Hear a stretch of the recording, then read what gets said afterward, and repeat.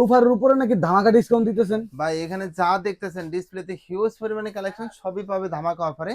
আর বলে রাখি এগুলা কিন্তু রাফ টাফ ইউজ করার জন্য বেস্ট, একসাথে ফর্মালি ক্যাজুয়ালি দুইভাবে ইউজ করবেন আর এভাবে ভাঁজ করে ব্যবহার করতে পারবেন। মানে ব্যান্ডও করা হ্যাঁ যায়। চামড়ায় কিঞ্চিত পরিমাণে ভাঁজ পড়বে না।